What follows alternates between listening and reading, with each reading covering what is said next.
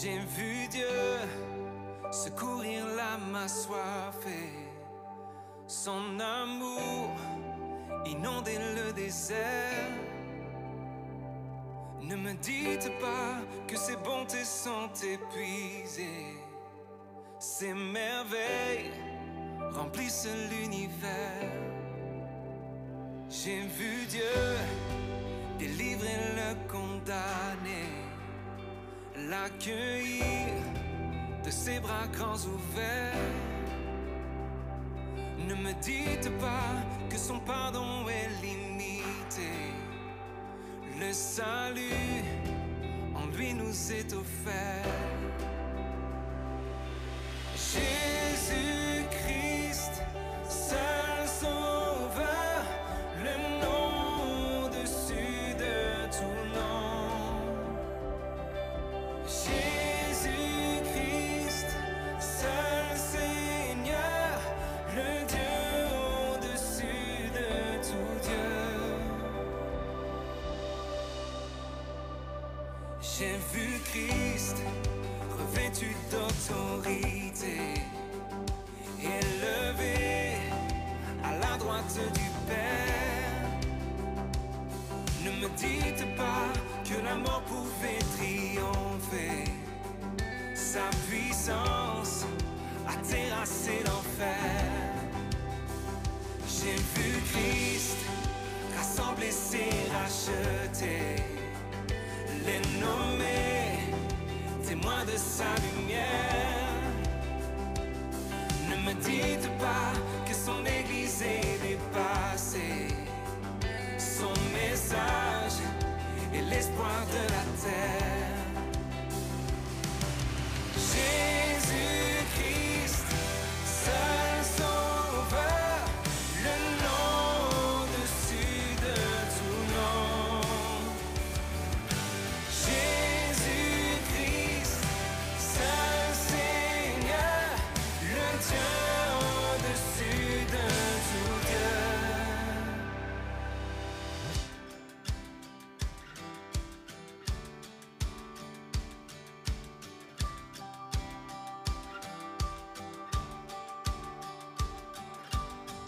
J'ai vu son Saint-Esprit descendre comme un feu. Ne me dites pas que la vie n'est pas dans ce lieu. J'ai vu son Saint-Esprit agir devant mes yeux. Ne me dites pas que Jésus n'est pas le seul Dieu. J'ai vu son Saint-Esprit descendre comme un feu. Ne me dites pas que la vie n'est pas dans ce lieu. J'ai vu son Saint-Esprit agir devant mes yeux. Ne me dites pas que Jésus n'est pas le seul Dieu. Jésus-Christ, seul sauveur, le nom au-dessus de tout nom.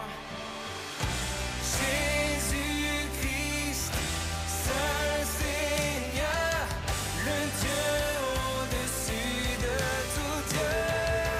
Oh, Jésus-Christ, seul sauveur, le nom au-dessus de tout nom, au-dessus de tous les noms.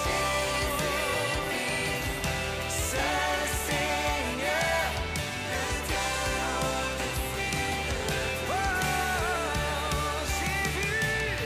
j'ai vu son Saint-Esprit descendre comme un feu. Ne me dites pas que la vie n'est pas dans ce lieu. J'ai vu son Saint-Esprit agir devant mes yeux. Ne me dites pas, ne me dites pas, ne me dites pas que Jésus n'est pas le seul Dieu.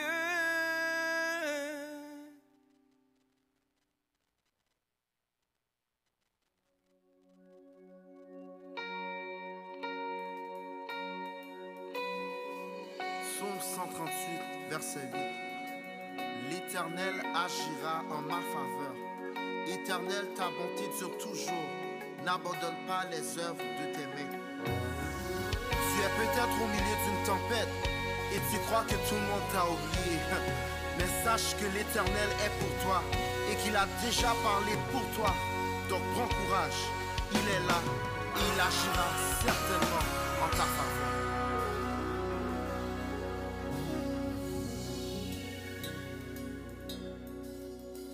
Peu importe ce qui m'arrivera,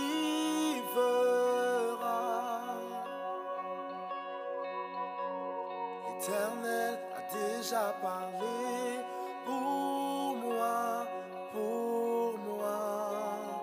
Ses promesses n'en ne failliront pas. Je ne crains rien, l'Éternel est pour moi, pour moi. Tu es l'Éternel, tu es l'Éternel, tu es l'Éternel, et tu agiras en ma faveur. N'importe ce qui m'arrivera, L'Éternel a déjà parlé. Pour moi, ses promesses.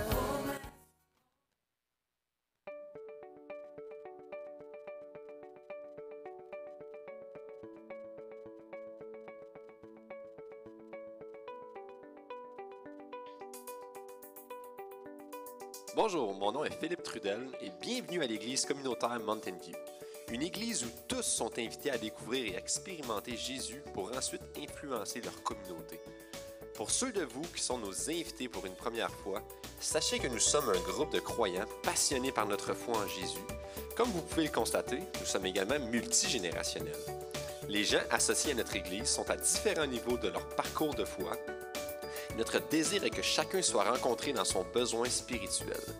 Vous allez découvrir que nous sommes une église qui aime chanter et proclamer la parole de Dieu. Alors, bienvenue à cette célébration.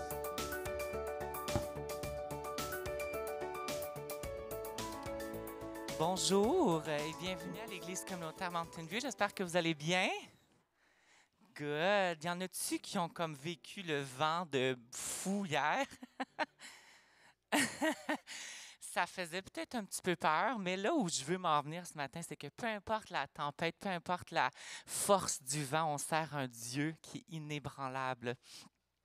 Donc ce matin, le premier chant s'intitule « Dieu est puissant », puis je prie qu'on puisse le déclarer ce matin tous ensemble.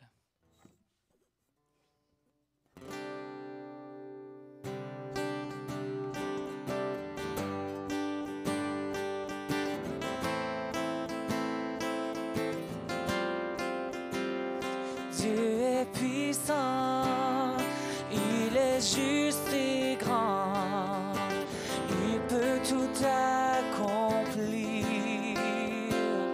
plus grand que nos pensées, plus grand que nos désirs, il a fait de grandes choses, il le veut, il a vaincu la mort.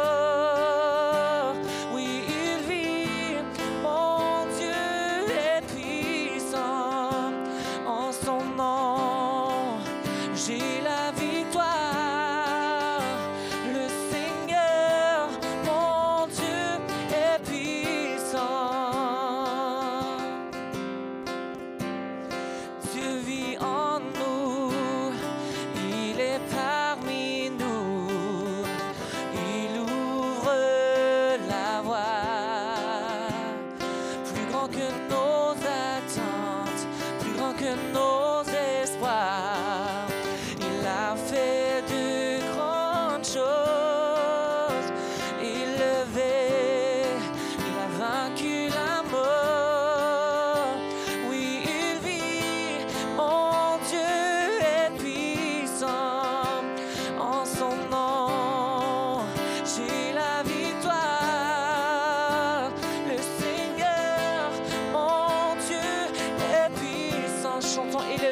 élevé, il a vaincu la mort. Oui, il vit, mon Dieu est puissant. En son nom, j'ai la victoire. Le Seigneur, mon Dieu est puissant. Dieu est ici, sa grâce nous conduit. Il ne s'éloigne jamais, il ne s'éloigne jamais.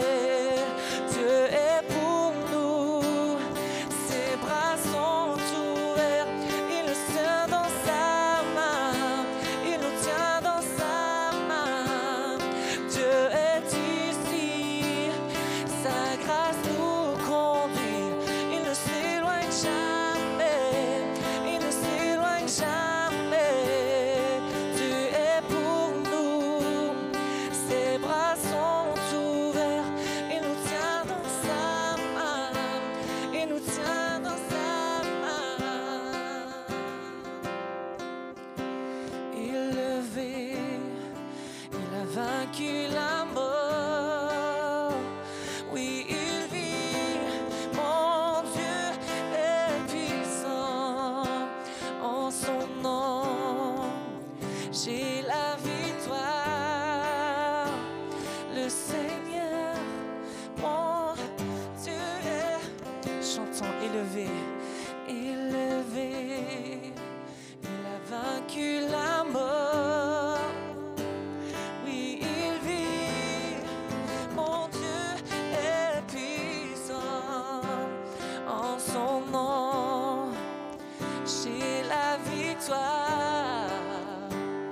Le Seigneur, mon Dieu est puissant.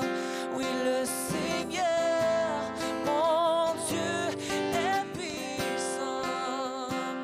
Le Seigneur, mon Dieu est puissant.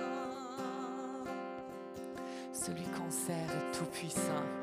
Élevé, il a vaincu la mort.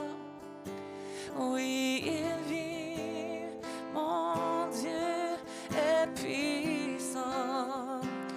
En son nom, j'ai la victoire. Oui, mon Dieu est puissant. Le Seigneur, mon Dieu est puissant. Oui, il est puissant au-dessus de tout.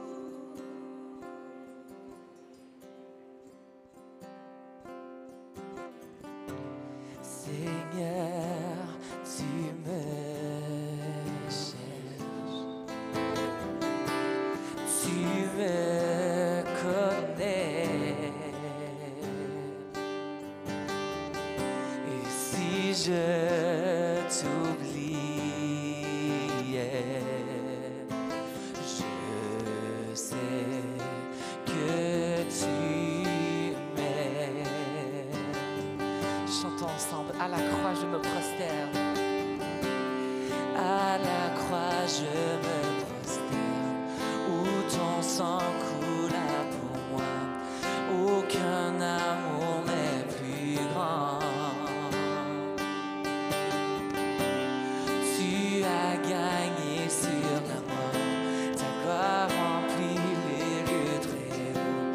Rien ne peut nous séparer.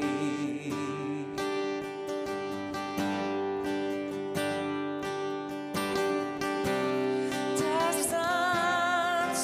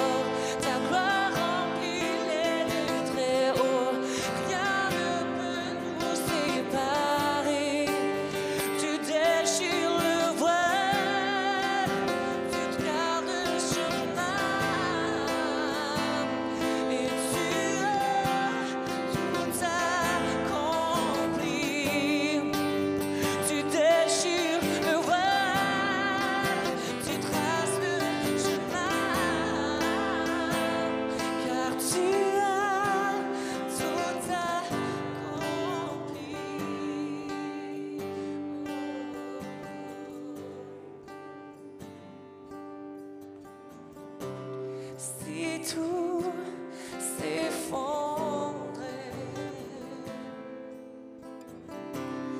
devant mes yeux.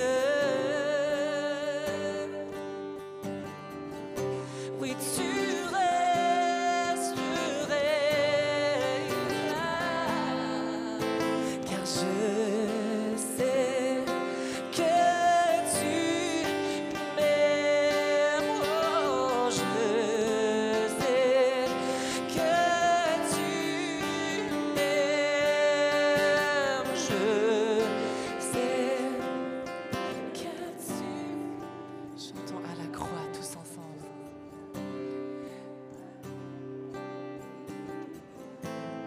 Où ton sang coula pour moi, aucun amour n'est plus grand. Déclarons-le, tu as gagné sur la mort. Tu as gagné sur la mort. Ta gloire remplit les lettres. Chantons une dernière fois à la croix. À la croix, je me prosterne. Où ton sang coula pour moi, aucun amour n'est plus grand. Oh, tu as gagné sur la mort. Ta gloire remplit les lieux très hauts. Rien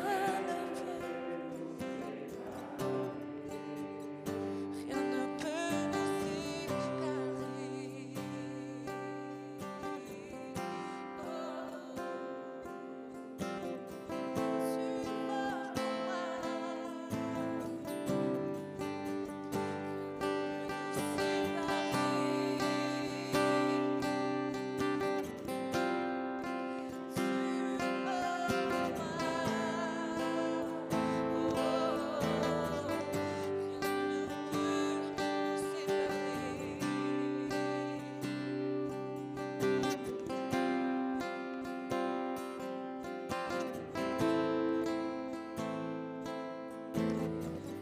Si j'ai à vous poser une question ce matin, ça serait: c'est quoi le sang de Jésus pour toi?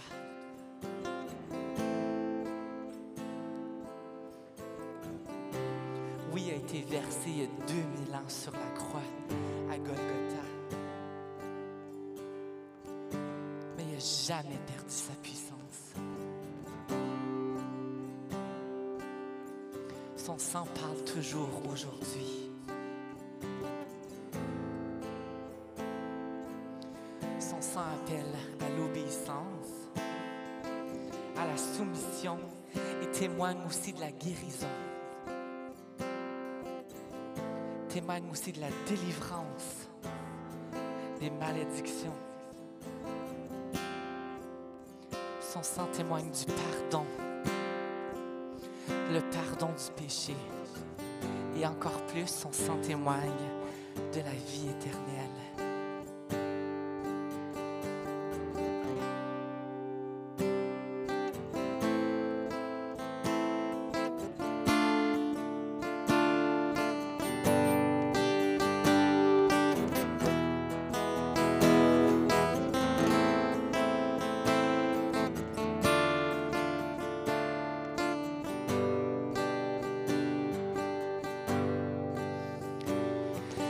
Dieu soit la gloire, à Dieu soit la gloire, à Dieu soit la gloire pour tout ce qu'il a fait par son sang. Il m'a sauvé, sa puissance me transforme. À Dieu soit la gloire pour tout ce qu'il a fait. Chantons encore. À Dieu soit la gloire. À Dieu soit la gloire. À Dieu soit la gloire.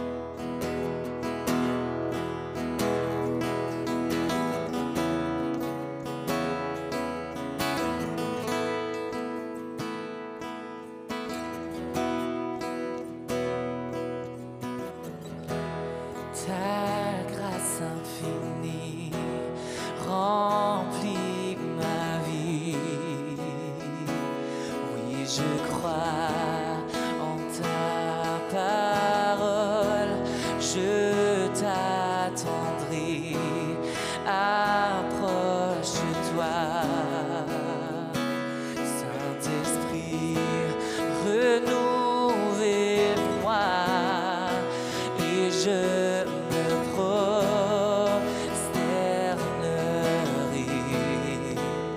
Je me prosternerai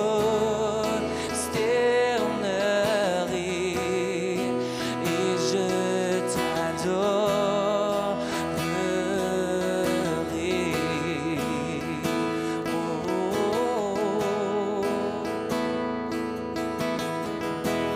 Ta présence en moi est ma lumière. Par la force de ta parole, tu me restaures, tu me rachètes. Et ton esprit me libère et je me prosternerai.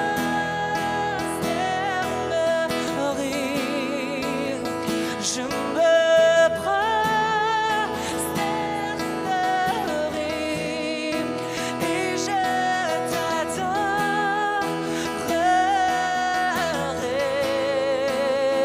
Chantons, je me prosterne. Et je me prosternerai.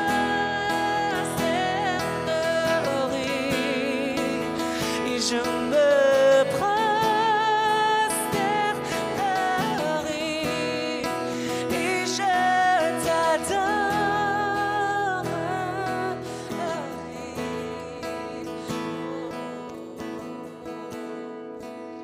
Car tu as choisi de tout donner en offrant ta vie sur cette croix.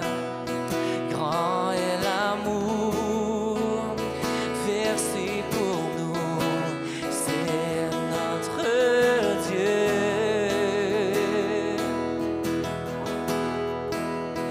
Ressuscité, haut élevé, pour toujours tu es glorifié.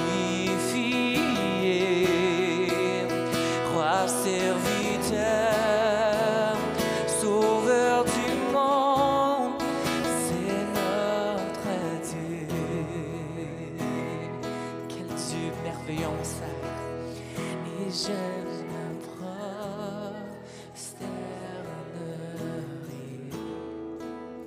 Je me prosternerai et je t'adorerai. Je t'adorerai.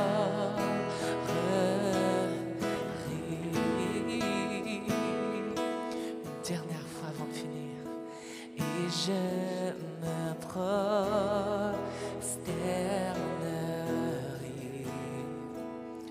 Je me prosternerai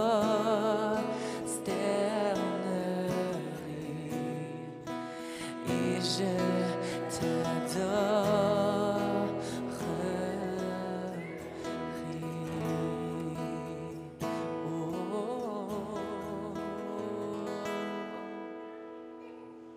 On sert un Dieu qui est incroyable, hein, qui a envoyé son Fils pour nous sauver. Je pense que ça mérite une acclamation ce matin.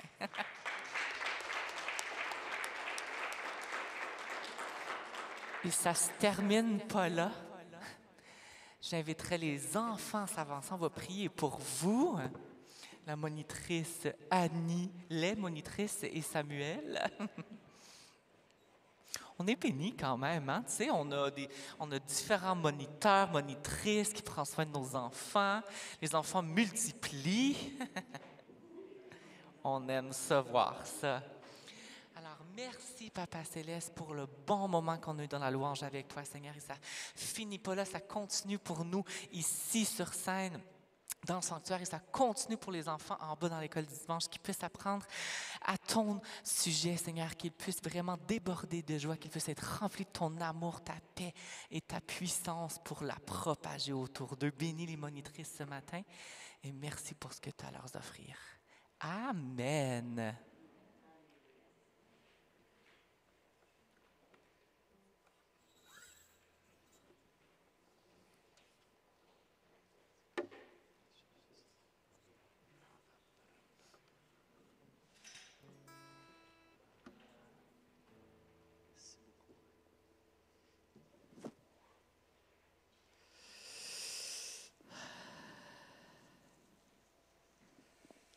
Merci beaucoup.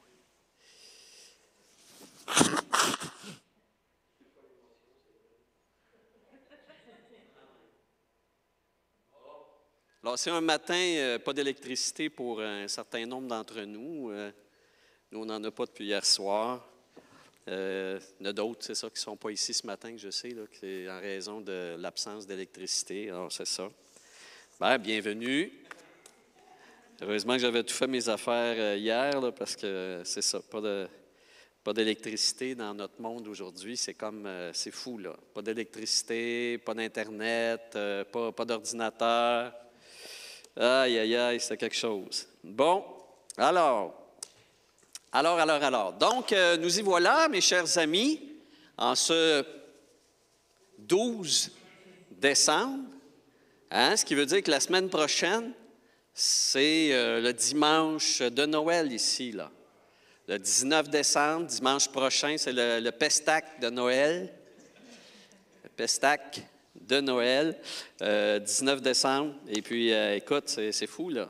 Ça avance vite. Et on a donc pour aujourd'hui un autre message. Ça va se poursuivre le 26 décembre au matin, où on va avoir un brunch, là, ici. N'est-ce pas? Oui. Et donc, voilà, c'est ça. Donc, aujourd'hui, on poursuit la série qu'on a débutée il y a quelques semaines déjà. Stéphane a ouvert la série, Stéphane Vincent, en nous parlant des 2 premières béatitudes. Et puis, la semaine dernière, notre frère Carl a fait un message aussi où c'est une très belle introduction aussi avec le sens de l'Avent, Adventis, et puis tout ça. Bien apprécié à t'écouter dans mon salon cette semaine, parce que j'étais à l'école du dimanche dernier. Et aujourd'hui, donc, on poursuit avec les béatitudes. Et bon, voilà, moi, il y en a 2, les 2 suivantes me sont dévolues, mais évidemment, j'aimerais avant ça, moi aussi, faire ma petite nomenclature concernant les béatitudes. Alors, voilà, prochaine diapo, Camério. Voilà, en marche, le bonheur. Le bonheur, c'est... Si on fait un vox populi, en fond, souvent, c'est une question qui revient souvent, la notion de bonheur, qu'est-ce que le bonheur, etc. Puis on sait aujourd'hui que le bonheur, c'est pas nécessairement associé au plaisir. C'est intéressant, ça, parce que le plaisir, c'est autre chose. Est-ce qu'il peut y avoir du plaisir dans le bonheur? Oui, mais est-ce qu'un bonheur peut être sans ces éclats de plaisir-là? Oui, on le sait, etc., etc.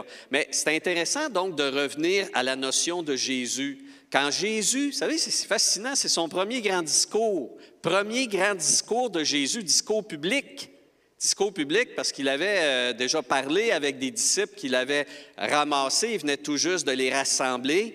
Et là, premier grand discours public, mais c'est dit dans l'introduction de Matthieu, chapitre 5, que Jésus va lancer ce message-là. Il le lance évidemment à toute la foule qui l'entend, mais c'est spécifique à ses disciples.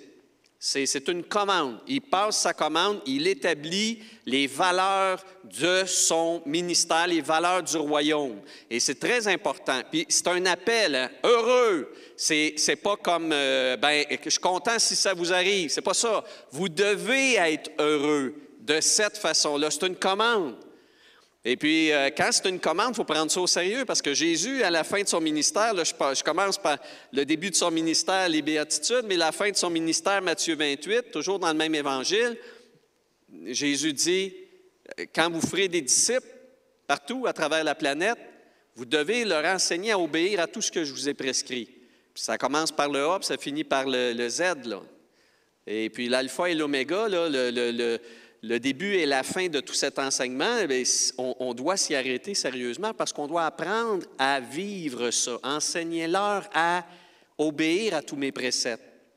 Or, donc, le bonheur, ces 8 bonheurs-là, ces 8 appels au bonheur font partie de ce qu'on doit pratiquer. C'est un appel à être heureux. Mais bon, alors, nous, on est francophones, hein? On est francophones, et puis, donc, nous, ça a été traduit, ce mot-là que Jésus a lancé, c'est traduit « heureux ». Mais comme déjà la semaine passée, Carl nous en avait parlé, dans le grec, c'est makaroi ou makaros, ou peu importe, là, c'est un autre terme, c'est un terme évidemment qui est semblable à notre bonheur pour nous autres. Mais quand on revient à la racine hébraïque ou araméenne, puisqu'il n'y a pas d'hébreu dans le Nouveau Testament, mais il y avait de l'araméen, parce que Jésus parlait araméen, il ne parlait pas grec, il ne parlait pas anglais, contrairement à bien des films. Jésus parle anglais, je ne sais pas pourquoi. Mais bon, bref. Mais il lance le mot Ashrei. Ashrei, c'est un mot qui a sa racine dans le mot de marcher, avancer. Et c'est ça que ça veut dire. D'ailleurs, André Chouraki, qui est un juif francophone, a traduit l'Ancien Testament et le Nouveau Testament, même s'il n'est pas chrétien. C'est un juif, mais il a traduit, c'est le premier juif à avoir traduit le Nouveau Testament. Et c'est extraordinaire parce que là, on a l'oreille d'un juif sur ce que Jésus a dit. Puis il connaît l'araméen, etc. Et lui, il lance dans la bouche de Jésus cette expression francophone, « en marche ». Puis c'est vrai, c'est comme ça que ça fonctionne. Parce que rappelez-vous des psaumes. Les psaumes parlent du bonheur.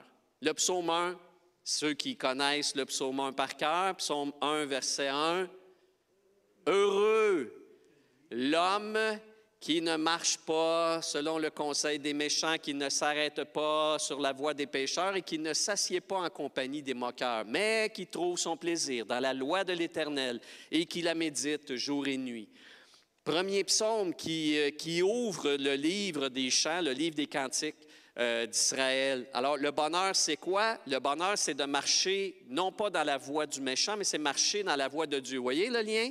Même chose, psaume 119, le plus long psaume de la Bible, psaume 119, ça fait des pages. Psaume 119, verset 1. Alors, ce psaume qui est vraiment extraordinaire. « Heureux ceux qui sont intègres dans leur voie, ceux qui suivent la voie du Seigneur. » Ouais, encore une fois. Donc, vous voyez, le bonheur, dans le fond, c'est une démarche. Et prochaine diapositive, dans le fond, si on conclut là-dessus, le bonheur n'est pas une destination, mais une démarche. Tu sais, j'ai hâte d'être heureux, puis on se dit, je vais être heureux à un moment donné quand enfin j'aurai ma retraite,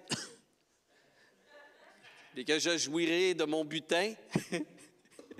Non, c'est pas ça le bonheur, parce qu'on se ramasse là, puis on se dit, écoute, il n'y a rien qui a changé à l'intérieur de moi, etc. Donc, ça ne fonctionne pas. Le bonheur, ce n'est pas une destination.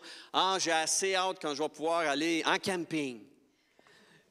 On va retourner en camping. Oui, ça peut, il y a des moments de bonheur, mais ce n'est pas ça le bonheur. En tout cas, ce n'est pas le bonheur que Jésus nous demande de vivre et de rechercher. Le bonheur que Jésus nous demande de poursuivre, c'est une démarche. Ou dit autrement, Annie,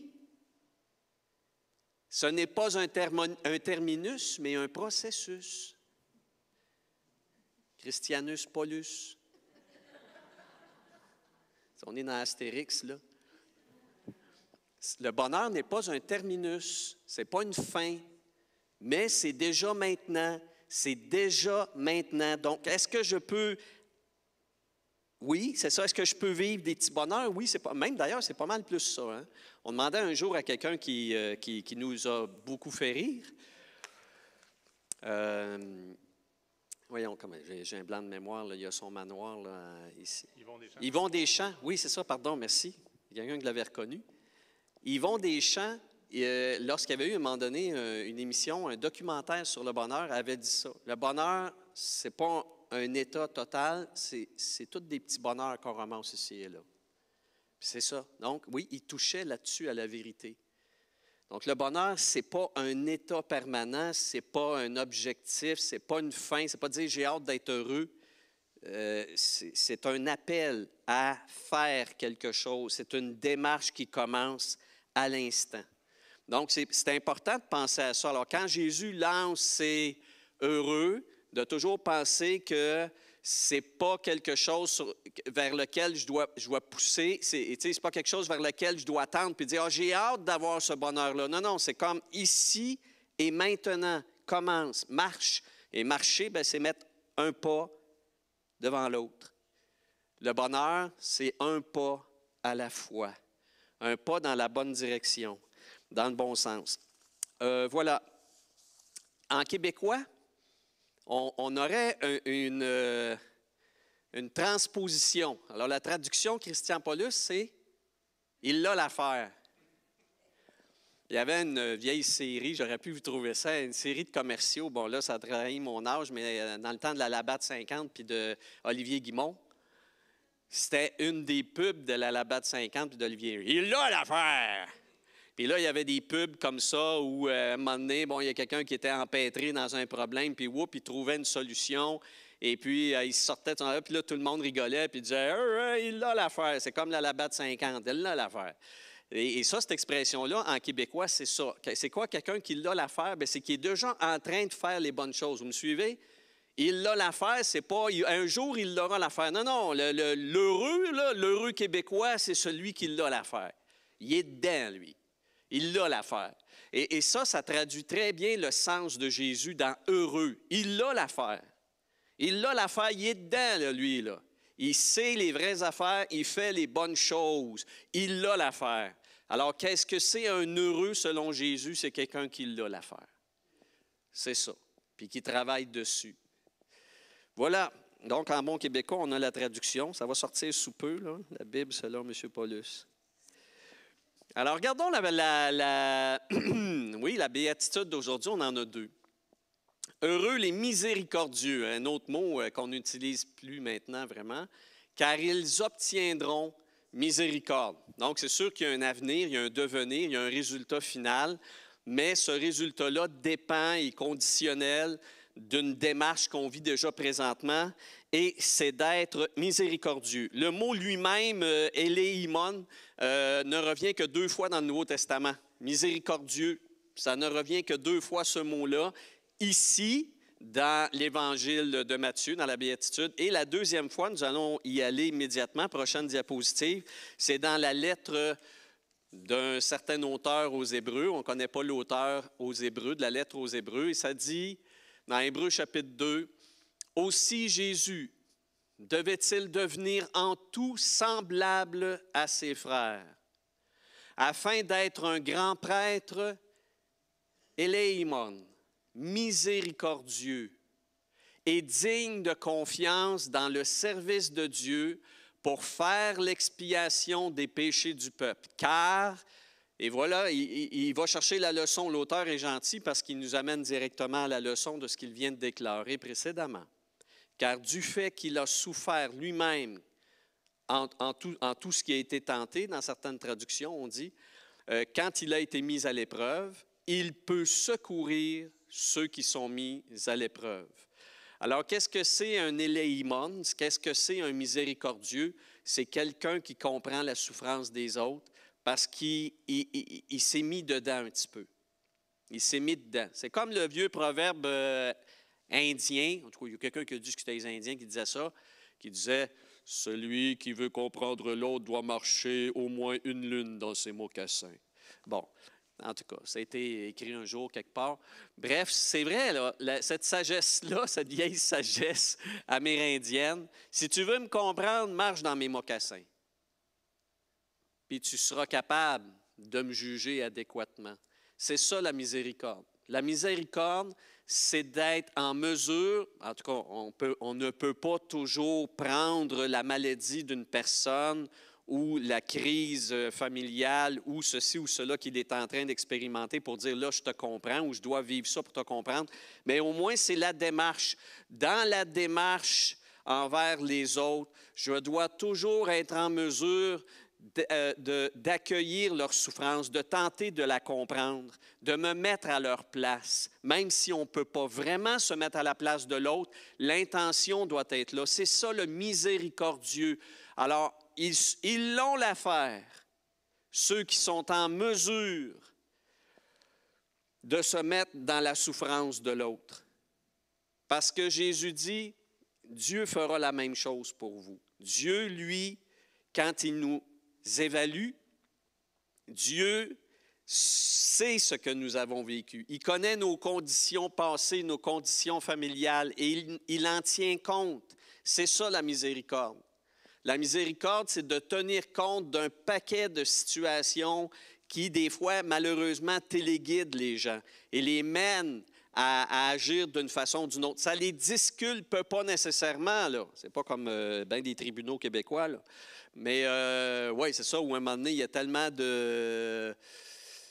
de situations préalables, des fois, que les avocats de la défense finissent par faire libérer quelqu'un qui, en fait, a commis un certain mal. OK? Faut pas, bon, en tout cas, l'idée, ce n'est pas de disculper. Dans ce cas-ci, Jésus dit, l'idée, c'est de comprendre. Donc, comme c'est écrit, ils l'ont l'affaire, ceux qui cherchent à comprendre et à soulager les épreuves ou les peines des autres. Dans ce cadre-ci. Et ça, c'est un bel appel. C'est l'appel, dans certaines situations, à du pardon, à pardonner l'autre. Déjà, quand je comprends l'autre, je peux mieux lui pardonner. Mais en tout cas, comprenons que ça doit faire partie de la vie du disciple. Si nous sommes disciples de Jésus, nous devons toujours être dans une démarche où nous tentons de comprendre l'autre, de nous mettre dans ses mocassins pendant un bout de temps, puis de suivre mentalement, au moins de comprendre ce que l'autre vit, ce que l'autre souffre et comment ces maux, ces misères, MAUX, là, ces maux, ces misères l'ont mené à commettre tel geste. Et là, on peut être miséricordieux à ce moment-là. On peut être miséricordieux. Ce qui ne veut pas dire, comme je disais, nécessairement qu'il n'y aura pas de pénalité, mais on va comprendre, on va adoucir, on va compatir, etc. là. Ça dépend où est-ce qu'on se positionne, évidemment, par rapport à ce qui va mal chez la personne et ce en quoi on doit être miséricordieux. Alors, heureux les miséricordieux, ils l'ont l'affaire, ceux-là. Ils l'ont l'affaire, les miséricordieux. Suivant le prochain, heureux ceux qui ont le cœur pur, car ils verront Dieu. Heureux ceux qui ont le cœur pur, car ils verront Dieu. Encore là, c'est une démarche. C'est une démarche. Mais là, il faudrait comprendre encore les mots. Bon, première chose, le cœur dans le contexte du Proche-Orient, je l'ai déjà dit à d'autres reprises, mais je le répète ici, le cœur dans le concept du Proche-Orient, c'est un organe pensant. Par rapport à nous aujourd'hui, le cœur, c'est l'émotion. Le cœur, c'est l'émotion. Ah ouais, vas-y selon ton cœur, là. Puis quand on dit ça, on y va, vas-y selon tes sensations, vas-y selon tes pulsions, vas-y selon ce qui ça tente, laisse-toi aller. C'est synonyme de ça. Vas-y selon ton cœur, c'est laisse-toi aller. C'est pas ça dans la Bible. Quand Jésus prononce le mot cœur, quand les apôtres prononcent le mot cœur, quand dans les psaumes, on voit régulièrement le mot cœur arriver, c'est un organe pensant. Eux pensaient que le cœur, dans le fond, c'était, en tout cas, oui, c'est quelque chose qu'ils pensaient, mais notamment toute la question des priorités puis des valeurs. Qu'est-ce qui est important de faire? Quelles sont les grandes priorités, les priorités graves là, auxquelles on doit s'attacher? La justice, l'amour, etc., la miséricorde. C'est pour ça, d'ailleurs, Jésus, en d'autres temps, disait aussi à ses contemporains, vous vous attardez beaucoup à respecter des règles de la loi, mais ce que Dieu cherche d'abord et avant tout, c'est la miséricorde, c'est la compassion. Dieu veut bien plus que vous compreniez ce qu'est la compassion et la pratiquer que de vous attarder à respecter des règles et des petits bouts de loi. Ce que Dieu désire d'abord et avant tout, ce sont des valeurs qui sont attachées au cœur de ses enfants. Donc, c'est ça, c'est les valeurs, les priorités, puis de savoir faire les bons choix. C'est ça le cœur. Ça, c'est le cœur. C'est un trésor, le cœur. Jésus, ce qu'il dit, là, le cœur, c'est un coffre au trésor. Qu'est-ce qu'il y a à l'intérieur? C'est les plus belles valeurs, les choses les plus essentielles et importantes. Et c'est ça qui doit te diriger. C'est ça qui doit te diriger. Alors, les cœurs purs. Qu'est-ce que le cœur pur? Alors, la diapositive suivante. Jésus, à un moment donné, à la fin de son ministère, a dit à ses apôtres, au bout du nombre d'années pendant lesquelles il les avait enseignés, il les avait repris, il les avait corrigés, il les avait exhortés, il leur dit enfin, vous êtes déjà purs à cause de la parole que je vous ai dite. Et donc, demeurez en moi comme moi je demeure en vous. Demeurez dans cette dynamique-là dans laquelle je vous ai enseigné.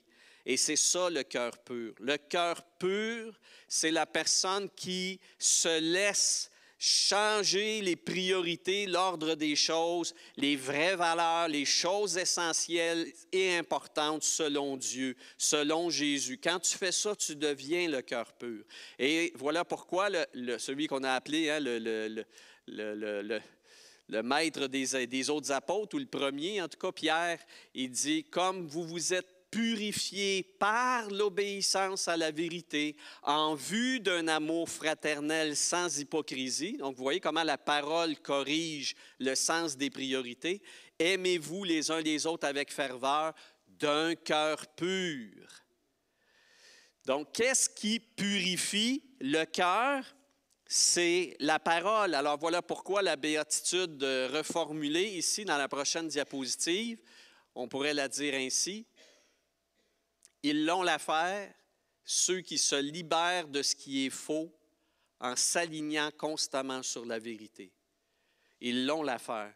Donc, il y a toujours un appel à revenir à la parole de Dieu, puis à corriger ce qu'on fait, à surveiller, à sonder, à réévaluer, dire est-ce que je fais vraiment les bonnes choses? Pour être libre de ce qui est mal, de ce qui n'est pas vraiment bien, de ce qui peut paraître bien, mais dans le fond, ça ne l'est pas. Hein? Pour être libre de ça, pour être libre de ce qui est faux, de ce qui nous est présenté comme étant vrai, correct, pour être libre de ça, pour être libre de l'incertitude, du doute. Parce que ça, c'est pas bon. Paul, il dit tout ce qui provient d'une incertitude, d'un manque d'assurance, c'est péché, c'est mal. On doit savoir ce qu'on fait, on doit savoir pourquoi on le fait, mais on doit sûrement être sûr que ce que l'on fait, on le fait selon la parole de Dieu.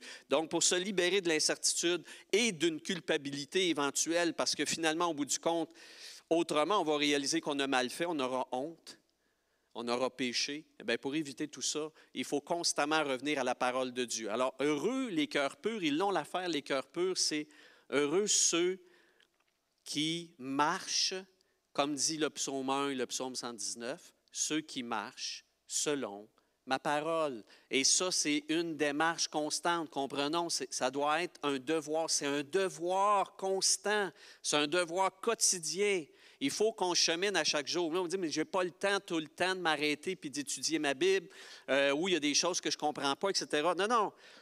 La démarche selon la parole, ce n'est pas une démarche qui va nous obliger tout le temps à ouvrir la Bible puis à apprendre les lexiques. Ce n'est pas nécessairement tout le temps ça.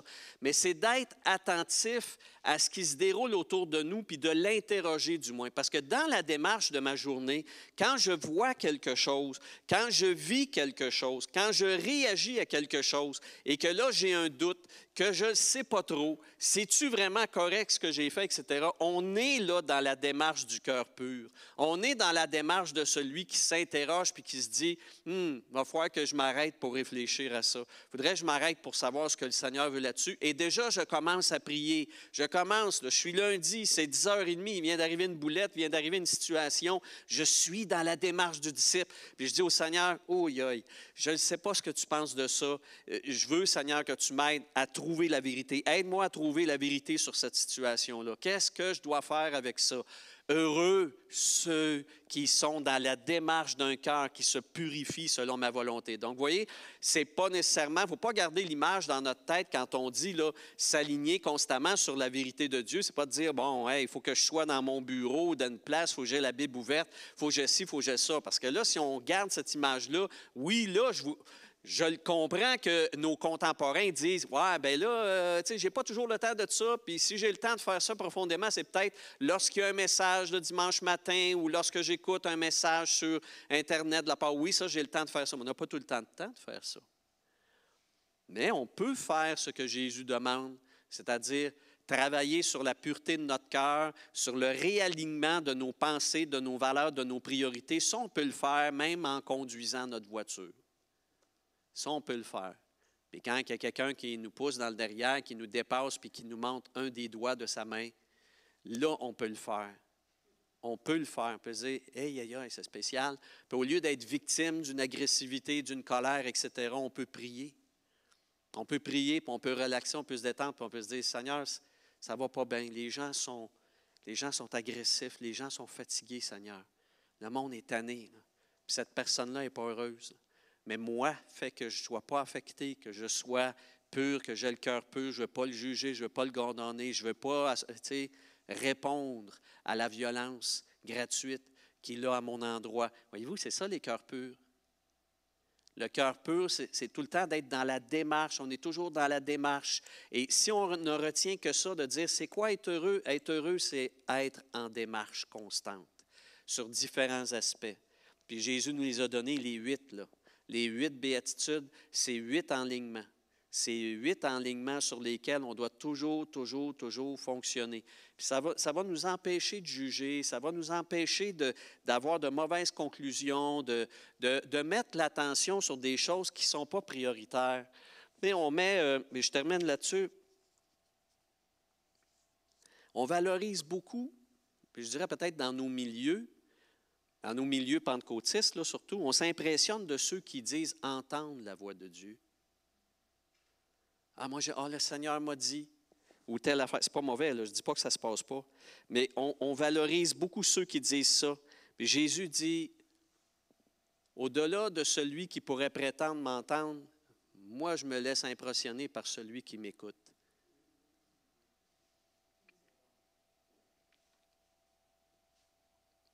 Il y a une grosse différence entre les deux. Parce qu'écouter, c'est obéir. C'est entendre pour suivre. Alors oui, j'entends toutes sortes d'affaires. Oh, les bénédictions, double ci, machin chouette, le Seigneur m'a dit, il va arriver telle affaire.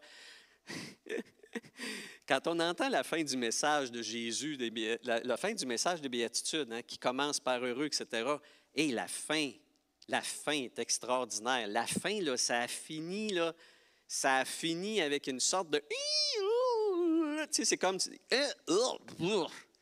Parce qu'à la fin de son message, Jésus dit, et en terminant, je voudrais juste vous dire ceci, il arrivera un jour où beaucoup me diront, Seigneur, Seigneur, n'ai-je pas guéri des malades en ton nom? N'ai-je pas fait des miracles? N'ai-je pas prophétisé? N'ai-je pas prophétisé en ton nom? Je l'avais l'affaire. Je l'avais l'affaire, moi. Je faisais des miracles, je priais pour les malades, ils étaient guéris. Je prophétisais ici, à gauche et à droite. Je l'avais l'affaire. Et Jésus leur dira, retirez-vous de moi, vous qui commettez l'iniquité. Là, tu dis, what? Quoi? J'entendais la voix de Dieu. Je faisais descendre du ciel la guérison divine. Comment je peux être dans le champ? Tu peux être dans le champ parce que la priorité n'a pas été la bonne. Ou tu peux faire ceci, mais surtout cela.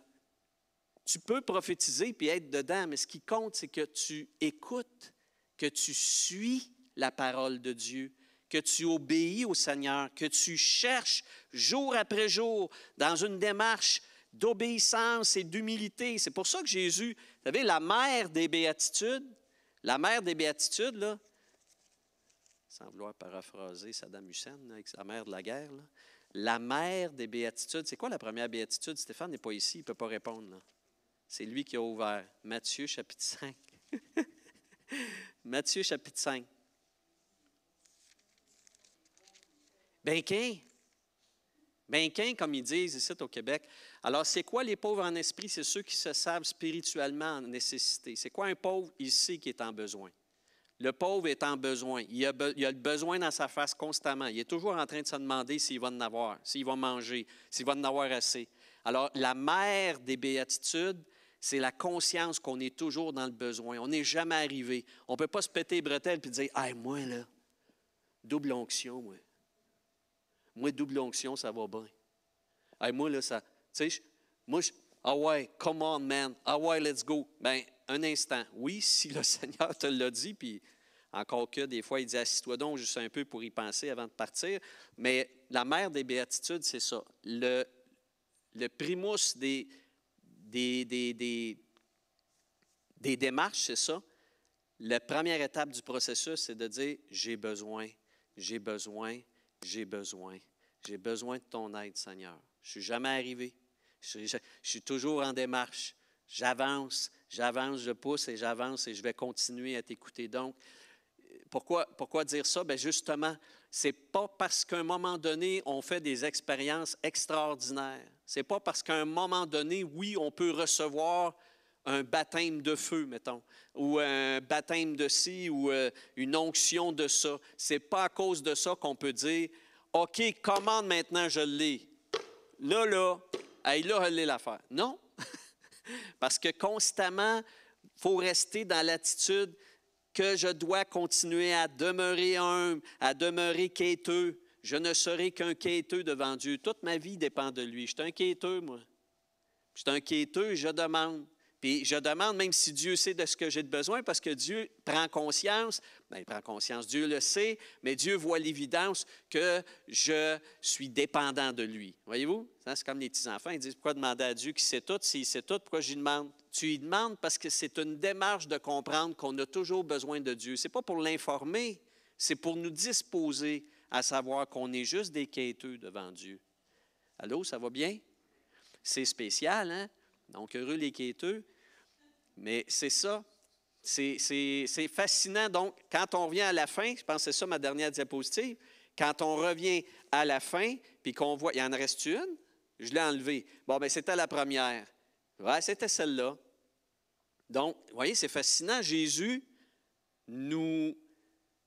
Le premier message qu'il fait, bien, la première lancée de ce long message qui est le Sermon sur la montagne, c'est de proposer le bonheur du royaume, un bonheur qui n'est pas comme je disais tantôt, une destination. Le bonheur, c'est une démarche. C'est une démarche avec lui, une démarche humble, une démarche interrogative. Comme aujourd'hui, donc, nous nous sommes arrêtés sur 2 éléments, la miséricorde. Avant de juger qui que ce soit, avant d'évaluer qu'une chose est bonne ou pas bonne, il faut aussi que je comprenne des éléments. Il y a des choses que je dois comprendre.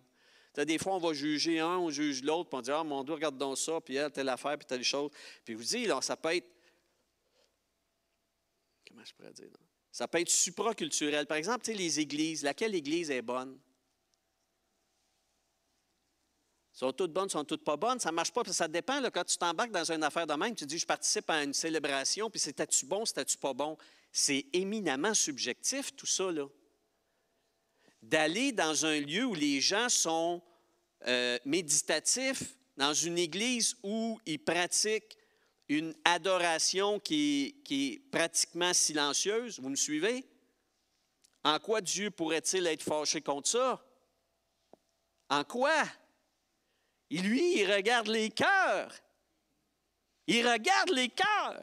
En quoi est-ce que je pourrais évaluer là, que si je suis dans une grande célébration, là, puis ça saute en avant, puis il y en a à genoux, à plat ventre, etc., en quoi pourrais-je évaluer que ça, c'est meilleur que dans l'autre bâtisse à côté où les gens sont dans un temps de silence, de profonde méditation? En quoi je peux évaluer qu'une est meilleure que l'autre? Allô? C'est quoi ça? C'est quoi ça? Et j'entends beaucoup ça encore, pas vous autres, là. D'autres, là, mais... Non, mais des fois, c'est vrai que des fois, on va dire, ah, tu sais, un matin, ou telle affaire, ou telle chose. Puis, hey, non. En marche, il est dans la bonne démarche. Il a l'affaire, celui qui a le cœur pur. Il est dans la bonne démarche, celui qui cherche à comprendre ce qui est derrière le comportement, qui est en deçà de nos actions, qui comprend pourquoi la personne agit de telle façon, fait les choses de telle manière, pourquoi eux célèbrent de cette façon-là, puis ceux-là célèbrent ainsi. Bien, ils ont chacun leur culture. Tu sais, si on va en Afrique, là, on débarque en Afrique, on va en avion, on débarque en avion, puis écoute, ça danse, la poussière en l'air, etc. C'est-tu correct, ça? Oui, c'est correct. OK, on reprend l'avion, puis on s'en va, je ne sais pas, en France, en Europe, puis on débarque dans un monastère ou je ne sais pas, un lieu de silence. Puis il y en a même des lieux comme ça, protestants, évangéliques, des lieux de silence. Puis on va-tu dire, hey, ils sont morts ici. Puis on va juger qu'ils sont morts. Nous autres, on sait, c'est quoi la vraie patente. T'sais? Nous autres, on ne sait rien pantoute.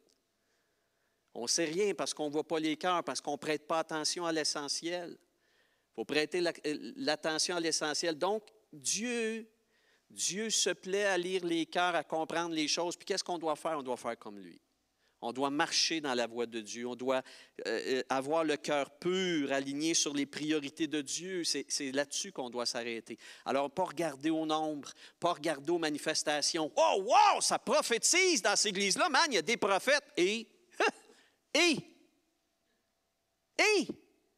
c'est pas ça qui compte. C'est pas mauvais. Mais ce n'est pas une garantie. Ouais, il y a des miracles, je suis allé là, il y a des miracles, le Seigneur était là, il y avait des manifestations du Seigneur. Ah oui, il est juste là, il n'est pas ailleurs. Je pensais que Dieu était partout, moi. Je pensais que Dieu était partout. Dieu était là, il n'était pas là. Non, il n'est pas là. Ah, tiens, regardons. Dieu est là, il n'est pas là. Ah, il est là plus. Pourquoi il est là plus? Parce qu'il y avait des manifestations. Ah, Matthieu chapitre 7, verset 7. Certains me diront, Seigneur, j'ai fait des miracles. Pas drôle, hein? C'est de l'ouvrage. On est de l'ouvrage. C'est pour ça qu'il faut faire ça jour après jour. OK? C'est mieux de même. C'est comme les gros ménages. Il faut faire ça un petit peu à la fois. Alors, la démarche, c'est ça. Et qu'est-ce que c'est d'être heureux, mes frères, mes sœurs? Être heureux, c'est être en démarche. Puis de revenir, les cœurs purs, revenir à l'essentiel de Dieu. Aujourd'hui aussi, d'être miséricordieux, de prendre le temps de comprendre les autres dans leurs différences. Et puis, d'être très humble, puis d'arrêter de juger, de condamner, tu sais, on ne s'embarque pas là-dedans. Et si on fait ça, on est dans la démarche du disciple, on est dans la démarche du bonheur. Amen. C'est bien parce qu'aujourd'hui, parce qu'il y avait beaucoup de chants, hein, puis tu nous as fait méditer sur le sang de Jésus. C'est ça. C'est sûr, pour le lecteur de la Bible, évidemment, on comprend ça. Puis l'Épître aux Hébreux, d'ailleurs, hein, qui va passer beaucoup de temps sur tous ces éléments-là, le sacrificiel, le sang, car il n'y a pas de pardon sans le sang, etc. Puis c'est pas parce qu'on est amateur d'hémoglobine, là. Non, mais c'est vrai. En traduisant ça, évidemment, moi, je suis un peu vulgarisateur. Je ne suis pas vulgaire, excusez, là, je suis vulgarisateur. Mais il faut traduire. En fait, quand on parle du sang, on parle de la mort. Hein? Parce que le sang était le facteur de vie. Dans la Bible, ils disent que la vie est dans le sang. Puis évidemment, parce que quand il coupait quelque chose à un membre de main, puis quand il n'y a plus de sang, il n'y a plus de vie. C'était très physique, hein? C'était très physique. Il n'y a plus de sang, il n'y a plus de vie. C'est pour ça que la vie est dans le sang. Et c'est pour ça que le sang devait être versé. On dit, pourquoi le sang versé? Dieu est-il sanguinaire? Non, c'est des concepts forts, créationnels et spirituels. Et puis, c'est la notion, dans le fond, de donner sa vie. Alors, quand on dit Jésus a versé son sang, on traduirait Jésus a donné sa vie. Jésus a donné sa vie. OK?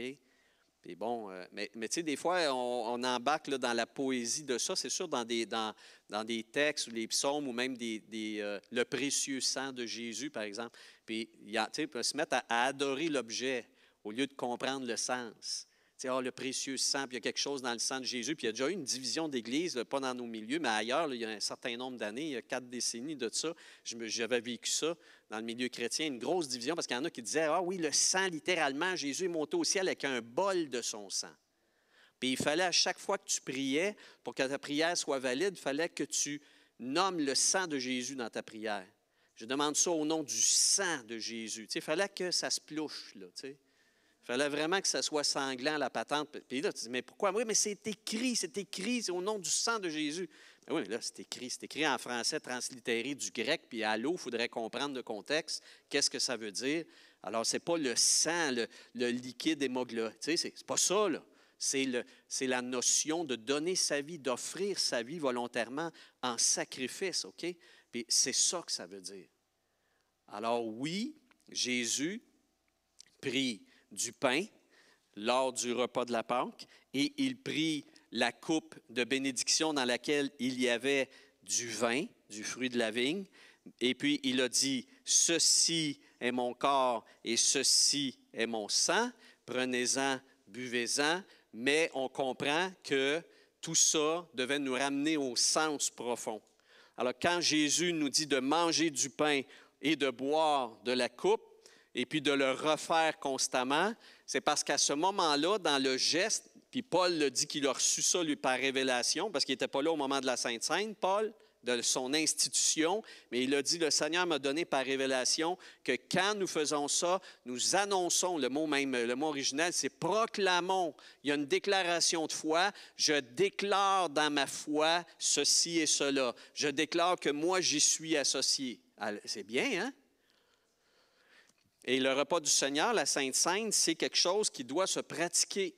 régulièrement. Bon, nous, on le fait ensemble une fois par mois, là, c'est comme ça, mais il y en a qui le font plus souvent. Il y en a qui le font tous les jours. C'est-tu mauvais? Ben non, c'est pas mauvais. Mais on va dire, oui, mais là, si tu le fais tous les jours, ça devient machinal. Mais ça dépend comment tu le fais. Tu ne peux pas juger que parce qu'une personne fait ça tous les jours que c'est machinal. Moi, si je dis à ma femme à tous les jours que je l'aime, c'est-tu parce que c'est machinal? Hein? Ben non. Je peux lui dire 10 fois par jour. Ça va être vrai à chaque fois.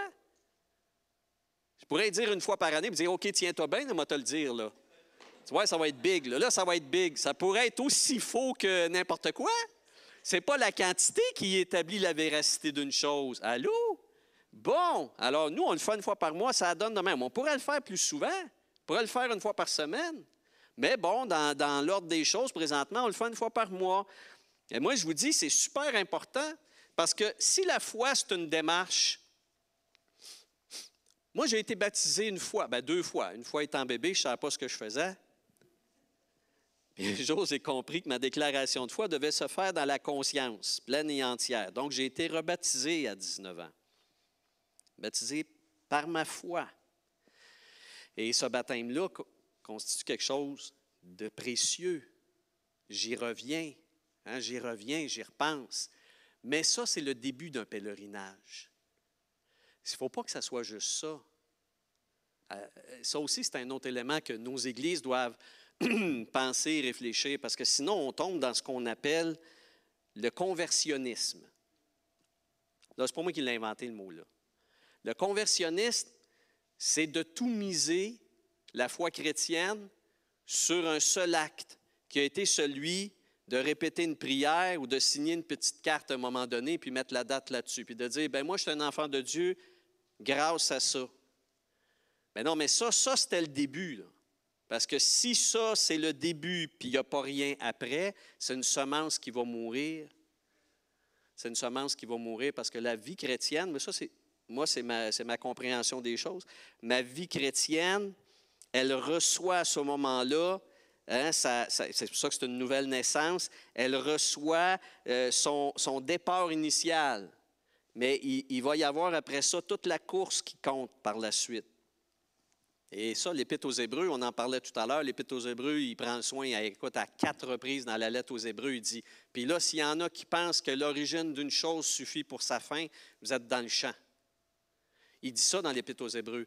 Celui qui commence, mais qui ne termine pas, qui abandonne, qui renie celui qui est mort pour lui, justement, qui a versé son sang, etc. Il dit, non, il est dans le champ. Puis lisez l'Épître aux Hébreux, vous allez voir, c'est fatigant un petit peu. Jacques est pareil. Il y en a des fatigants de même. On aimerait ça qu'ils ne soient pas dans la Bible, eux autres. Parce qu'ils nous dérangent. Parce qu'ils nous disent, hey, fais attention, là. Prends-toi pas pour quelqu'un d'autre, là. Prends-toi pas pour quelqu'un que, tu sais, parce qu'il est arrivé telle affaire que tout est correct. Je sais qu'il y en a qui pensent qu'ils appellent ça la sécurité éternelle du croyant. J'ai déjà cru, non, je ne pense pas. Parce que moi, c'est une alliance. C'est une alliance. Moi, quand j'ai épousé cette belle, merveilleuse créature, quand disait mon grand-père, les créatures, on s'est dit notre amour, on s'est engagé, on a fait alliance ensemble. Mais si le lendemain, ou 1 an après, ou 10 ans après, je la trahis, j'entretiens pas l'amour avec elle, puis je regarde ailleurs, puis que j'entretiens, est-ce que mon mariage est valide encore? Là, vous allez dire, oui, mais non, parce que l'alliance peut être brisée. Vous allez dire, non, c'est pas selon. Bien, Dieu a fait la même chose avec Israël dans l'Ancien Testament. C'est triste à dire, là. Mais dans la bouche de Jérémie, il dit, tu m'as assez trahi, maintenant je suis obligé de préparer un nouveau mariage. Puis le nouveau mariage, ça va être avec l'humanité. Ça ne sera plus qu'une race qui vient de me trahir. Moi, je l'avais tiré de l'Égypte, je l'avais purifié, je l'avais béni, je l'avais lavé, je l'avais mis de l'huile parfumée dessus, tout ça. Puis qu'est-ce qu'elle a fait, la traîtresse? Elle m'a trahi, elle est allée vers d'autres dieux. Et Dieu dit, je te divorce. Bien, l'alliance n'existe plus, parce que Dieu, lui, est fidèle, mais il est fidèle à lui-même aussi. Dieu ne peut pas rester fidèle à quelqu'un d'infidèle. En tout cas, je vous en dis des grosses à matin comme ça, là. C'est de la grosse théologie, ça, là, d'ostination, là, depuis des siècles et des siècles. Mais moi, ma vision à moi, je vais en revenir à ce qu'on a devant nous, c'est qu'on a un engagement à renouveler. On a un engagement à renouveler. Puis le repas du Seigneur, ça fait partie de ça. Le repas du Seigneur, c'est un moment où je redis, je professe ma foi, comme dit Paul.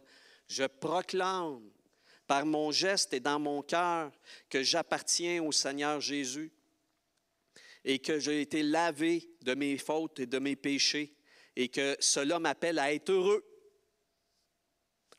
comme lui le dit. Et c'est une bénédiction de le prendre. Voyez-vous, le repas du Seigneur, c'est un temps de, on va le dire de même, de reconversion. Ce n'est pas pour dire que je n'étais pas converti avant, c'est de dire que je me redonne un kick. Je renouvelle ça. Comme un repas avec mon épouse. On n'en fait pas assez, là, mais tu sais, un beau repas, ça redonne un renouveau à ta relation, ça fait du bien. C'est ça le repas du Seigneur. Wow! C'est un petit repas en tête à tête. Alors, je vais inviter 2 personnes à s'approcher pour qu'on puisse distribuer le pain et le fruit de la vigne parmi nous. Merci.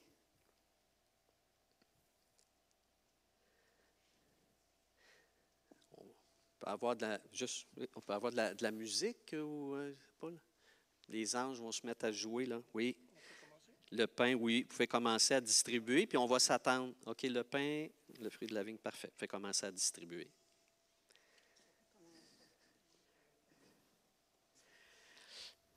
Voilà.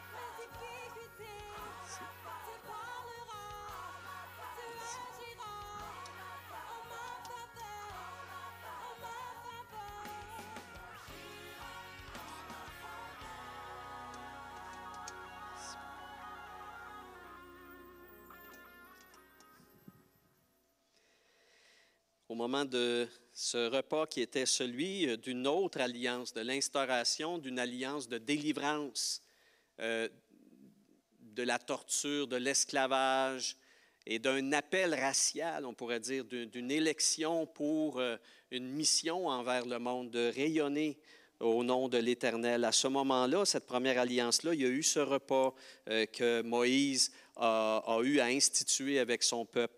Mais Jésus, arrivant avec une nouvelle alliance universelle et éternelle, a pris lors de ce même repas le pain azim, le pain sans levain. et il l'a brisé. Et il a dit, de la même façon que ce pain est brisé, moi je serai brisé, mon corps sera brisé pour vous. Prenez, mangez-en tous. Et dans ce geste-là, l'apôtre Paul, des décennies après, reçoit en révélation que ce pain-là, cette part de pain que nous prenons, nous unit au corps de Jésus. En prenant de ce pain symboliquement, tout à nouveau, je proclame que mon corps à moi aussi, que mon âme a été clouée sur le bois, que mes péchés ont reçu le juste châtiment qu'ils méritaient, que la condamnation qui s'adresse à ma vie a été clouée sur la croix et que Jésus est mort avec cette condamnation-là. En prenant de ce pain, je le prends avec reconnaissance, avec action de grâce, tous mes remerciements à Jésus qui est mort pour moi, qui a subi mon jugement, mon châtiment, qu'il l'a pris sur lui afin que j'en sois libéré et pardonné. J'en prends avec reconnaissance. Amen.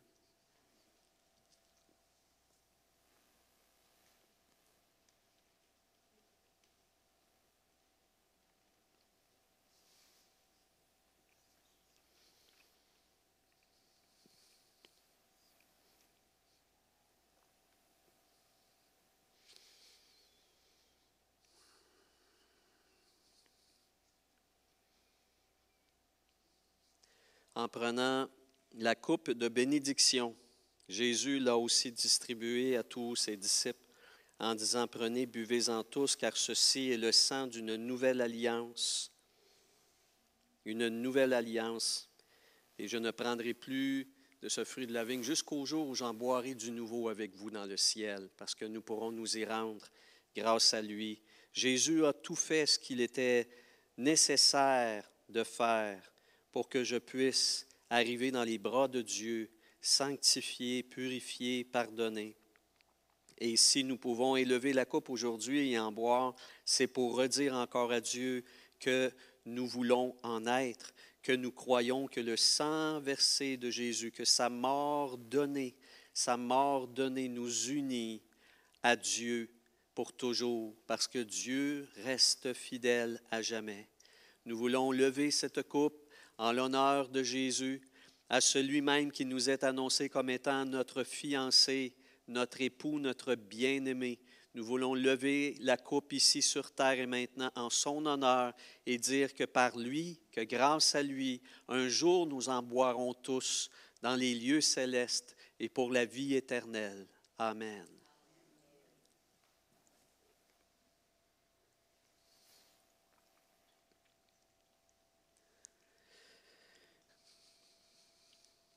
Merci Seigneur de nous donner cette grâce de renouveler en cet instant notre conversion. De te redire que ce n'a pas été juste cet événement-là, quand même pour nous historique, de ce jour où nous avons saisi à bras ouverts, les cœurs tournés vers toi, nous avons saisi ton pardon, nous avons saisi ta vie éternelle. Nous voulons, Seigneur, te remercier parce qu'encore en ce moment, Seigneur, nous allons encore dans tes bras. Nous t'embrassons, nous te chérissons. Et comme la femme même versait ce parfum en adoration sur tes pieds, pleurait et les lavait de ses cheveux, Seigneur, nous voudrions nous aussi te dire toute notre reconnaissance, tous nos remerciements, t'embrasser, Seigneur, et te dire, sois béni, bien-aimé, notre Sauveur, notre Roi, notre époux éternel. Sois béni, toi qui veilles sur nous, toi qui nous regardes avec des yeux bienveillants, toi qui pries chaque jour pour nous, souverain sacrificateur, toi qui sans cesse nous défends contre le malin, toi qui montres tes plaies faites de main d'homme, tes plaies qui maintenant devant Dieu parlent pour nous. Sois béni, Jésus notre chéri, sois béni. Amen. Amen. Amen. C'est pour ça que c'est important, les moments ensemble, les moments de célébration. Tu ne peux pas prendre le repas du Seigneur tout seul. Jésus n'a jamais dit qu'on pouvait prendre le repas du Seigneur tout seul. Il a dit qu'on peut prier seul. Mais il n'a jamais dit qu'on pouvait prendre le repas du Seigneur seul. Donc, il faut être ensemble. Il faut célébrer ensemble. Il n'y a pas d'autres possibilités en dehors de celle-là. C'est sûr qu'on a vécu des années un peu difficiles avec la COVID récemment, mais merci Seigneur, on peut être de nouveau ensemble. Mais encourageons-nous les uns les autres à rester fidèles au rassemblement, parce que dans les rassemblements se produisent des choses qui sont bonnes pour nous, mais qui réjouissent le Seigneur. Surtout, il aime ça, recevoir sa famille. Amen. Amen. Donc, je vous rappelle, oui, c'est ça, tandis que les offrandes sont recueillies parmi nous, que le Seigneur bénisse ces offrandes pour l'avancement de son règne. Tandis que cela, je vous rappelle que la semaine prochaine, c'est une belle occasion d'inviter des proches, des amis, des parents, parce qu'il va y avoir, la célébration va être spéciale, OK? Ça ne sera pas comme on fait habituellement. C'est vraiment c'est un spectacle qui a été préparé avec des décors, etc. Et on vous demanderait donc, on vous encourage dès 10 heures la semaine prochaine à arriver. Et puis, ça va être une belle façon d'exprimer, d'expliquer la bonne nouvelle. C'est une façon d'exprimer la bonne nouvelle qui est artistique et qui est joyeuse aussi. Donc, on vous encourage à venir puis prier pour ça aussi. Demandez au Seigneur qu'il bénisse ce moment-là, cet événement-là. Et encore, oui, qu'est-ce qu'il y a? Qu'est-ce qu'il y a? François Legault qui me dit que... Oui, ah bon. Elle a fait une... Ah oui. Micheline n'est pas là ce matin. Micheline qui a fait une crise majeure d'arthrose. Puis là, elle a de la misère à bouger. Aïe, aïe, aïe. OK. OK. Bon, merci. Y avait-tu d'autres choses pour les annonces avant qu'on reste ensemble? Non, c'est bon. Je vais vous inviter à vous lever. En quittant, on va prier ensemble encore une fois. Seigneur, merci, car en ton corps sur le bois, tu as aussi pris nos maladies, nos maux. Tu as pris, Seigneur, toute forme de malédiction, tout mal qui nous affecte. Et nous voulons te demander ensemble, d'un même cœur, que tu touches maintenant Micheline, que tu la touches dans son corps, Seigneur, et que tu retires tout mal qui la rende immobile, qui l'empêche de pouvoir être libre et de justement venir même aujourd'hui avec nous pour célébrer et te bénir. Nous voulons, au nom de Jésus, la bénir et que ta grâce descende sur elle, que tu la guérisses et la rétablisses et qu'elle puisse être de retour avec nous. Nous t'en prions, notre Père, au nom de Jésus, notre grand guérisseur. Amen. Amen. Que le Seigneur vous bénisse, nous bénisse. Nous sommes à lui. Soyons en marche. En marche pour lui. Amen. Amen. Merci, Seigneur. Alléluia.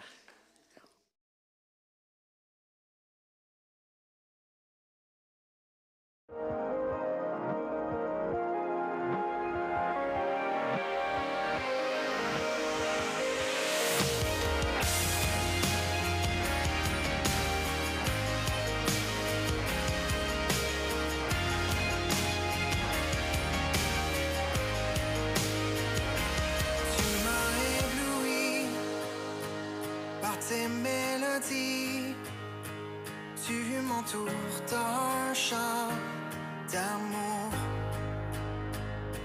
chant de délivrance devant mes ennemis. Toutes mes craintes s'enfuient. Je ne suis plus